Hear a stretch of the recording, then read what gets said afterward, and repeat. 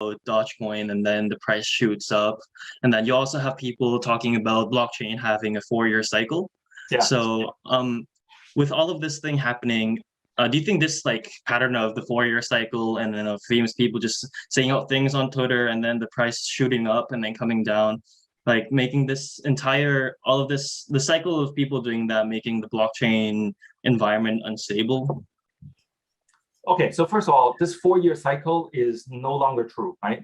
Because honestly, blockchain, Bitcoin's kind of started in 2009, right? Yes. We're only like 12 years into it. So if it's a 4-year cycle, then we've only gone through 3 cycles, and we know we've already gone through more than that. So it's actually getting shorter and shorter and shorter. Okay, in the beginning, it might be 4-year cycle, but it's getting shorter and shorter. So that's the first thing. The second thing is, yes, Elon Musk tweeting something, and all of a sudden now it goes up. Tweeting something else, all of a sudden it goes down. Is that healthy? Absolutely not. It's crazy, right? It's absolutely crazy how one person can tweet something and it caused the market to go in turmoil. Please allow me to give you another example. Someone who's not Elon Musk, someone tweeting something and it makes the entire market go upside down. You want to know who that is? There are many of them. I'll give you another name, right? How about Donald Trump saying something crazy, right? And then all of a sudden the market goes in turmoil. How's that any different? Not any different at all. I would say it has nothing to do with crypto, blockchain. It has everything to do with how social media, right, and the platforms are controlling our everyday lives. And we like to blame the platforms. I actually think, yes, the platform has some responsibility, but it's all of us. We're all tweeting, we're all sending stuff out. And one day if we become famous and one thing that we tweet out, all of a sudden it could have some dire consequences. Not any different. Not any different. We've seen that, during the 4 years of Donald Trump, right? And God forbid we see another 4 years if he comes back. Oh my God, what kind of world are we going to getting into? So there are lots of examples. I'm just bringing up one that obviously all of us kind of would know because it's pretty fresh. We actually have one question from our audience. This is from Chi Shu Hao. He says, "Hi, sir. I have a bit experience on blockchain data collection and sorting. I found most of the time is really hard to say. We can easily get a transaction under one account or address. But also, indeed, if you can efficiently use those data, you would get a huge advantage on market prediction. My question is, will the blockchain have some improvement on decreasing difficulty of data sorting and collection?" Decreasing difficulty of data sorting, I think it depends on the implementation of that particular blockchain. I'll tell you why. Like some blockchains, some newer blockchain now have privacy preserving mechanisms. So what that means is you can see the transaction on the chain, but you don't actually know how much was transacted or actually who transacted it. Some would say that's championing privacy, so you don't make everything all transparent to everyone. Some would also say then, well, doesn't that mean you can help people to do illicit things as well? And you can obviously argue on both sides. But doing additional things on either the encrypted nature of the transactions or how the smart contracts are being constructed would have some effect in terms of getting data from the blockchain itself. But I think that it shouldn't really be about decreasing, the difficulty of data sorting, because we all know like computing is always getting better and faster. So rather than trying to decrease or increase the difficulty, I would think you should actually increase the efficiency, right? Make it even faster, make it even better. And yes, whoever that can do it, sort it out faster, be able to query the ledger faster, will have a competitive advantage. But you know what? That is how the world is played. That is how it's played, right? Who wants to transact on a network that costs more and is slower? No one does, right? No one does. So technology is always going to win by bringing more efficiencies and lower cost. but how you sort out that data, I think that's it's about algorithms, and it's about algorithms that you can actually create to make that happen. We have another question. Salal, would you like to expand upon it? Or I can help you read the question. So he asks, I have a question about the place of cryptocurrencies in modern society. I am a believer in the technology because it takes away some of the power that governments have over inflation through printing money. However, given how volatile even the oldest and most established cryptocurrencies are, it is hard to envision it as a world standard the same way the USD is. So add this to the list that governments and central banks are unlikely to willingly give up their power to promote a decentralized system, and I am not so sure that cryptocurrency will ever reach the universal status that I wish for them. Who asked that? Salal. So excellent question. I am actually very glad you asked that, and it also shows my kudos to you is your maturity and understanding in kind of the world. Very, very good question. First of all, I will share with you one data point.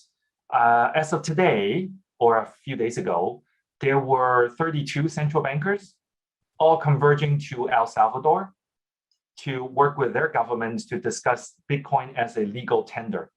Now, you probably have all heard that El Salvador last year, announced that they would accept Bitcoin as legal tender. The government's also been buying Bitcoin from treasury and reserve perspective. So many of these central bankers from representing different countries all wanted to discuss that in more detail and see whether they can potentially adopt similar type of monetary policy. Now, of course, in those list of 32, you're not going to find the United States. You're not going to find the United Kingdom. You're not going to find the European Union right in there. You're going to find much smaller developing countries, just like El Salvador, that are looking to find its place to compete with the more established economic powers. Okay, so I'm telling you this because while there are lots of pressure coming from the larger economies in terms of the risk that cryptocurrency can represent, and those risks are real. I mean, let's be honest, right? They are real, but there's also a lot of benefits for what it can bring as well. So it's just a matter of finding the balance point in between. But for a lot of the developing economies, they almost have no choice, right? If you think about the world today, there's some argument or some statistic that says roughly about 1.7 billion people remain completely unbanked, like have no access to basic banking services. And by basic, I mean just opening a bank account and putting some money in there. 1.7 billion people have no access to banking services. Do you think the largest banks in the world, with their shareholders and and profits and everything else, are going to go to these unbanked region and trying to really help them out? The answer is no. So someone's got to do something, right? And these technology and these newer way of doing things, coincidentally, may actually be helping the underdeveloped, unbanked population much more than the developed economies that most of us are probably living in today. So you have to really look at it from both sides, right? Sitting here in Hong Kong, for example, we have something called FPS, right? You can transfer money from any bank, one bank account to another bank account. Doesn't have to be the same bank at all, right? You can even transfer from your Octopus card to a bank, and a bank to your Alipay account, right? And that was set up by the government, and it was mandated by the monetary authority here. How many other places in the world actually have something like this? Very, very few. Very, very few, right? Most of them, you can only do that within the same network, or worse of all, you can only do it within the same bank, right? That's probably the extent that you can do. And remember, no fees. Like if I send you, Scotty, some money, right, through FPS, there's no fee that you pay or I pay. Right? I just send it to you, right, because you're using the network. So we are very privileged to have access to things like FPS here in Hong Kong. But if you think about many other countries, many don't have it. So if you look at it from that perspective, then there are lots of countries that are looking into cryptocurrencies, Bitcoin, and thinking that is one way for them to potentially leapfrog some of the establishments in terms of where that is. So you will probably see more and more of a divide. Like the developed countries will really want to kind of put a box around it, right? Versus some of the smaller countries, they may want to innovate and push the boundaries a little bit more. And you're going to see that continue to play out. And I remain hopeful that in a few years' time, the two sides will converge. But right now, you are actually seeing a divergence in policy making and also in adoption. We'll see where it goes. We'll see where it goes. But don't look at cryptocurrency and its adoption and its usage and the risk and all of those things purely from what you see from Bloomberg or CNN or Sky News or whatever, right? It's mostly news outlets that are from kind of Western media or established countries, and they look at things very differently than someone who's in El Salvador, right? Someone who's in the Philippines. They are very different, and their viewpoint is going to be drastically different than what it is coming from the US or UK or wherever else. And if you're able to kind of look at it from both sides, I think it will be quite interesting to kind of take your knowledge and take your interest and trying to make something out of it. Mm-hmm. So you're very hopeful about the long-term effects of cryptocurrency, the way I will tell you why I'm hopeful. Mm-hmm. I'm hopeful because all the regulators around the world are talking about it now or doing something with it. If this is not something that's interesting and they see the potential, but also the risk, they wouldn't even pay attention to it. Right? I shared with you earlier during the intro, I'm now advising the Crypto Council, right?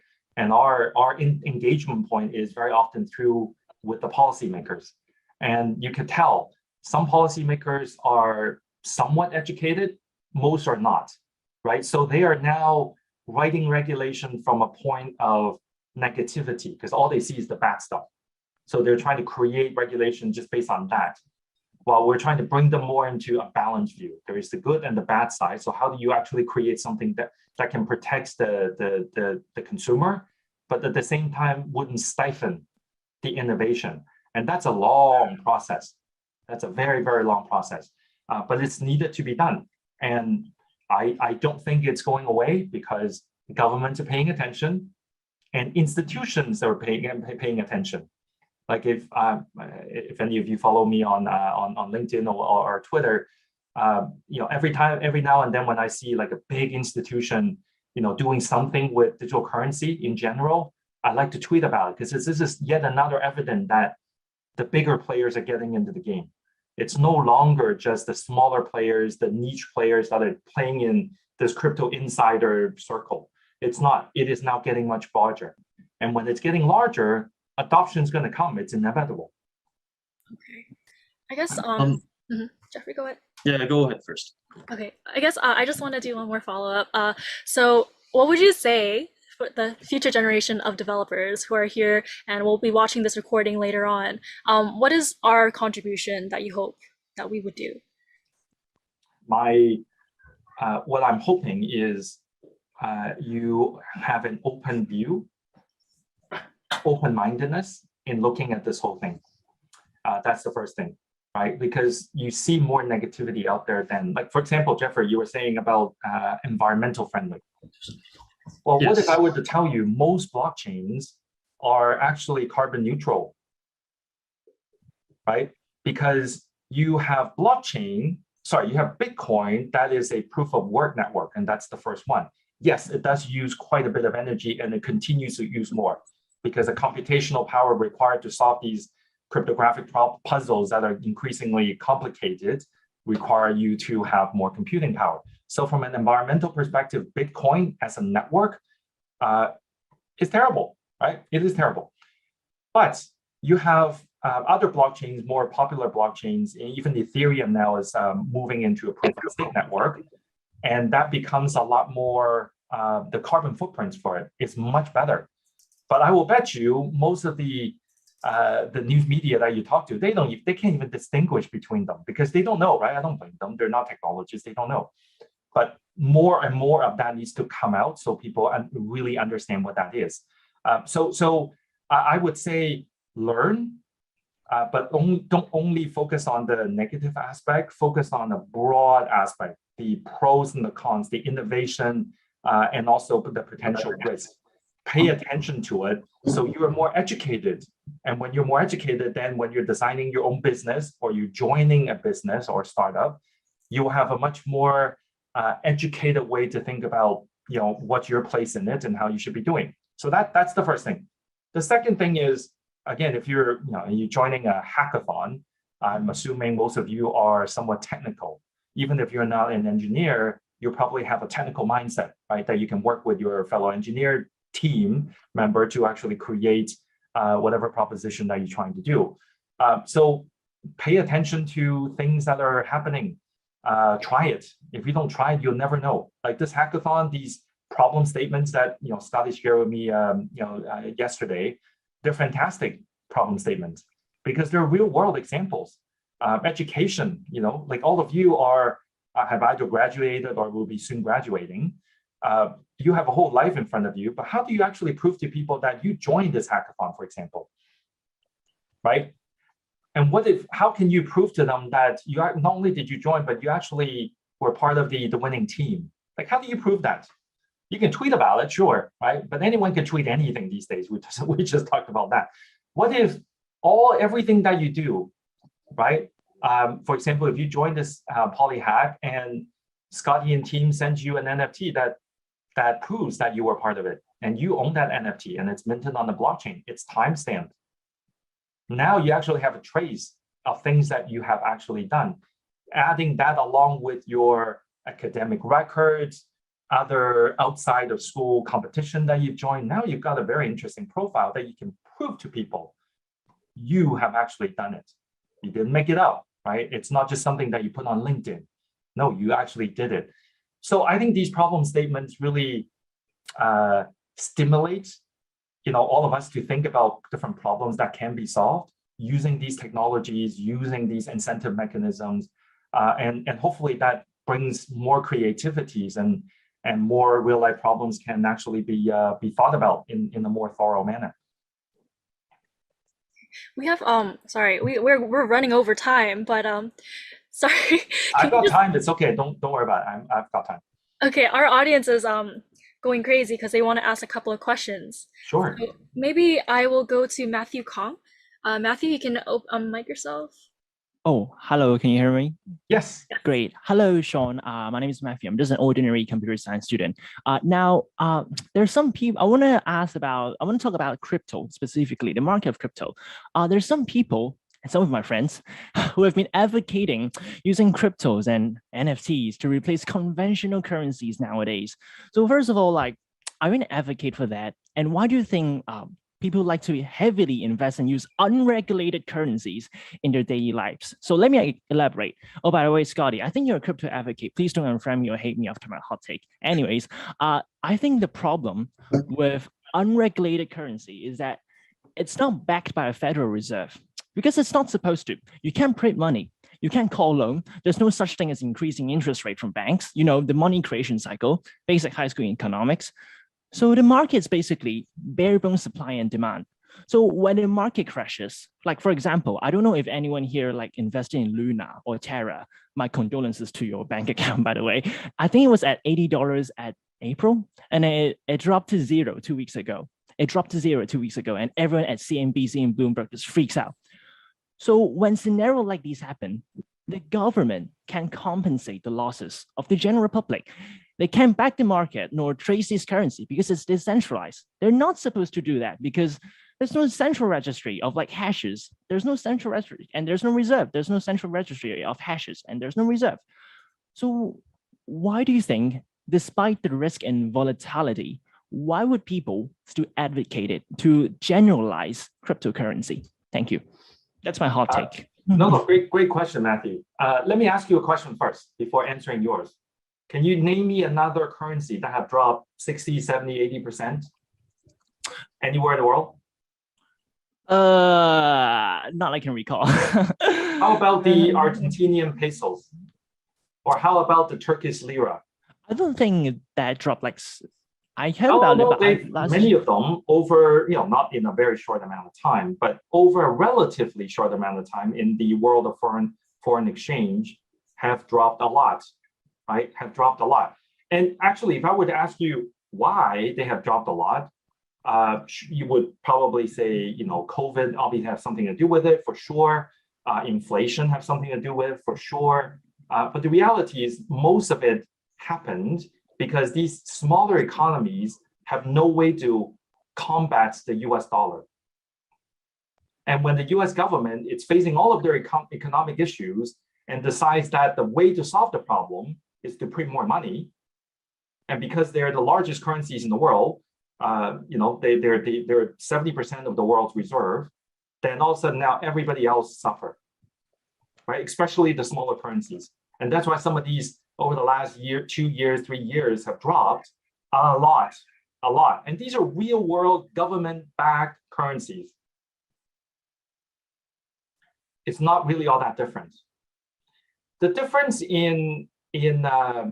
first of all, Terra, this whole situation, it's only making its news because Terra happens to be one of the larger ecosystems. So many people hold it. But there have been many other places where a currency, goes to whatever, and then it drops down to zero. It happened all the time.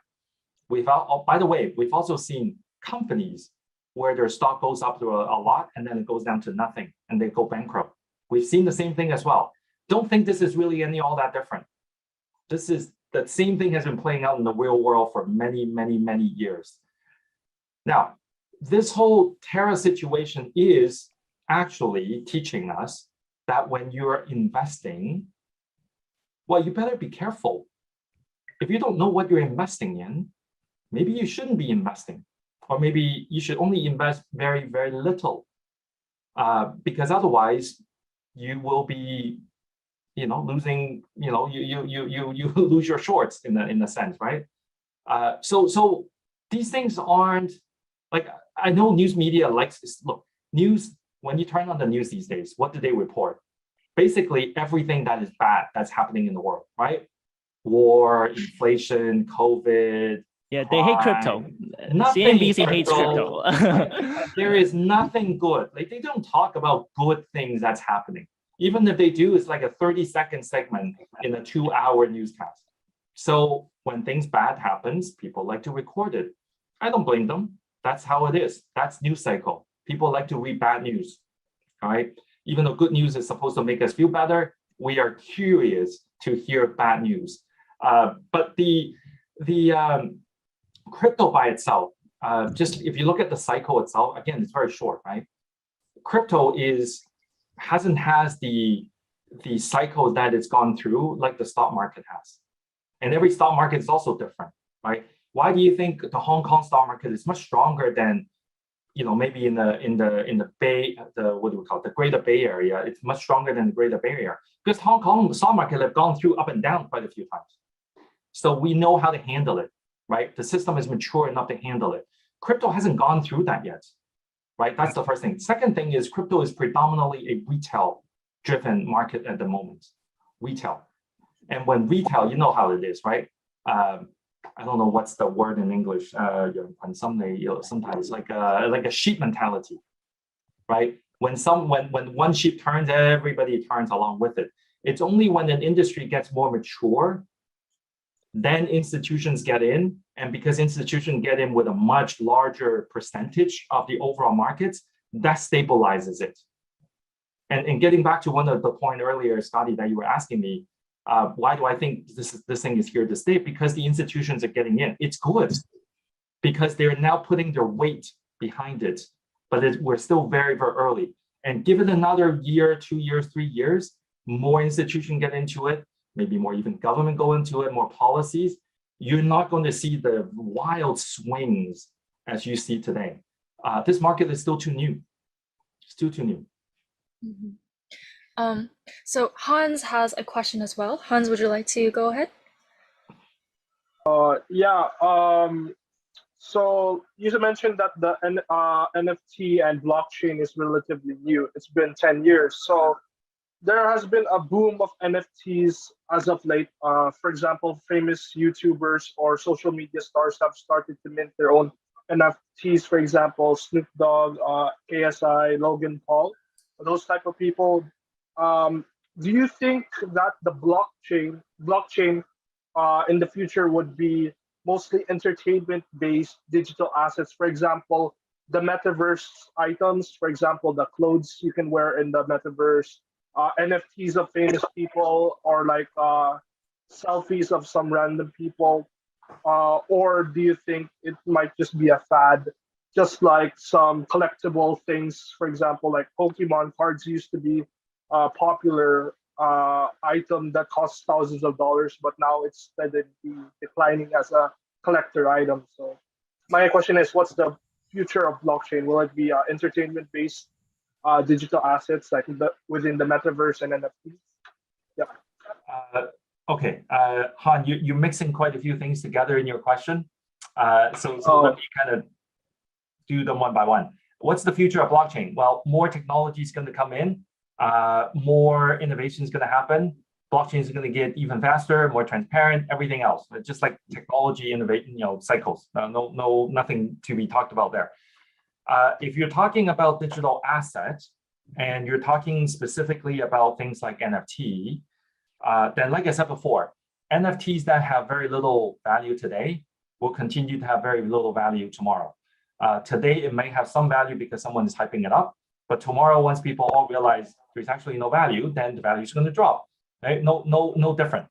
The thing that you got to really think about is, if something doesn't have any perceived value, then it's not going to magically create value later.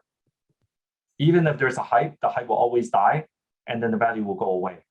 So NFTs don't think about NFT as the asset itself. I actually just did a podcast yesterday on this.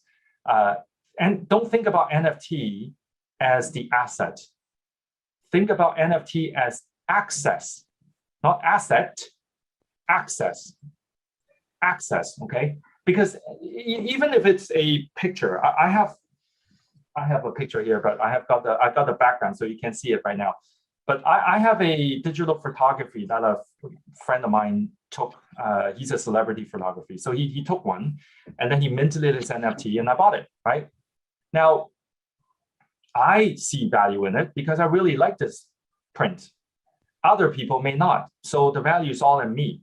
Am I going to sell it? I could, but can I sell it at a good price? I don't know whether other people like it or not. Right. So if the NFT itself is only tied to the asset, then that's longevity of the value is not going to last very long. That's why I said it's access, right? It's access. By owning this NFT, if it gets me access to, for example, my friend's exhibition, well, there's some value. And if he's a famous celebrity photographer, his gallery is probably going to be quite sought after. So me buying this NFT, even though it does represent a piece of art, but because it gives me access now to attend his sessions, well, that would be valuable. Well, I'll tell you, the same photographer right now, he is not in Hong Kong. He's usually based in Hong Kong, but he is now in Abu Dhabi. Why is he in Abu Dhabi? Because he's working with a few companies there that I can't name to help them build a metaverse, a digital replica of the city. And he's a photographer, right? So he's brought 120 cameras to Abu Dhabi, and he's setting up this whole kind of cage thing. And if you stand in the middle, it will take pictures of you from all around the angle, and it'll create a real digital replica of you. And then that avatar that represents you, hopefully it's you, you can now go into the metaverse and do whatever the metaverse allows you to do. Well, what if he says, I will create an avatar for you using my equipment and my facility, but only if you buy one of my prints first. Access. I buy the NFT because it allows me to do the next thing. and the next thing, and the next thing after that. That's where the power of this technology is. Do not ever think the NFT is only the asset itself or the prints or the music or whatever. Yes, that may have some value, but the real potential is not there. Is that okay? Is that a good way? Yeah, that was a really good answer, and thanks for showing my mistake as well. Yeah, thank you. No, don't call it a mistake. This is just a lot of misconception that we see out there, right? But it's good for us to clear it. So now you get into this hackathon or any other projects in the future. Now you can say, hey, you know what? If I only build a project that creates an asset, minted as an NFT, and that's my business, I'll tell you right now, that business is not going to go very long. Unless all of your NFTs are by people with brand recognition. Well, then the value isn't actually in the asset, it's in the brand, right? It just so happens because you create an asset that's tied to the brand, now it's got some value, but that's it, right? But think about it, right? 3 months ago, you created some NFT that represents some Will Smith, thing, right? 3 months ago, probably worth a lot. 3 months later, probably not worth all that much anymore. Well, 3 years later, maybe it's worth something again, but you're tying that to his brand now. That asset is entirely volatile, right? Based on this brand. So maybe we'll have our last question and then I can finally let you go, Sean. No problem. Okay, so Lam Long Ting says, hello, I think we have some stablecoin, which the value of it is agreed upon and kept for long, like USD. Considering this, why would we use Bitcoin, Ether over stablecoin for the transactions or payments? Excellent question. Excellent question. Let me answer it this way. USDT or USDC, right? These are the two largest in the stablecoins in the world. Don't really operate any differently than USD, the currency that it's pegged to, or supposed to be pegged to anyways. What does that mean? That means they can be created. There's no fixed supply. So if the US dollar depreciates in value against whatever currency, digital or otherwise, the USDT or USDC, these stable coins will go along with it because it follows a inflationary currency. Now, if you look at things like Bitcoin and Ethereum, well, at least the concept is that there's only 21 million Bitcoin out there, right? You may be looking at this and say, oh, come on, the value has dropped so much. It went from 64,000 to now, I don't know, 25,000 or 30,000 or whatever it is. It's dropped in half or more than half. Oh my God, look at how unstable it is. Yeah, but I also know people that bought Bitcoin at $5, right? And it wasn't even that long ago. So everything's all relative. When things are scarce and you know there's a fixed supply, in the longer run, if this currency and this network have real utility, then the value should retain itself. Look at gold. I'll ask you, gold, right? What can you do with gold? What if I were to give you a bar of gold? What would you do? Most of us will go to a bank and put it in a safety deposit box because you can't take that bar of gold and try to walk to 7-Eleven and try to buy a can of Coke.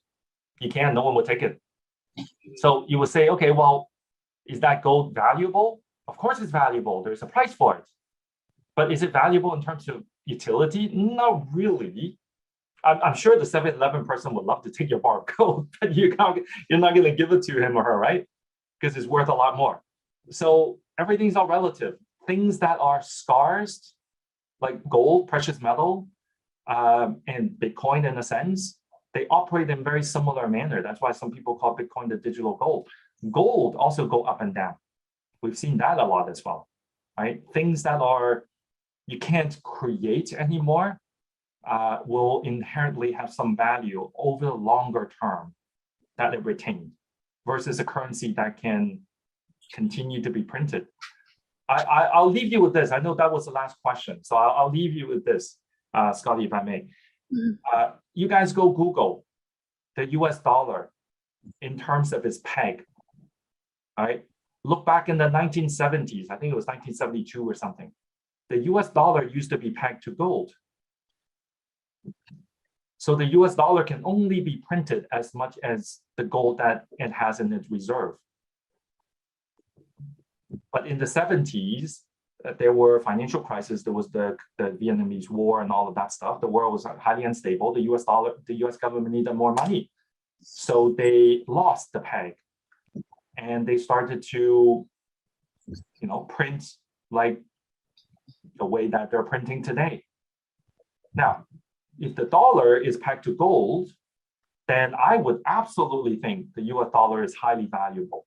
And that's why the world went to US dollar as its stable currency, as its reserve currency, because it was pegged to the gold.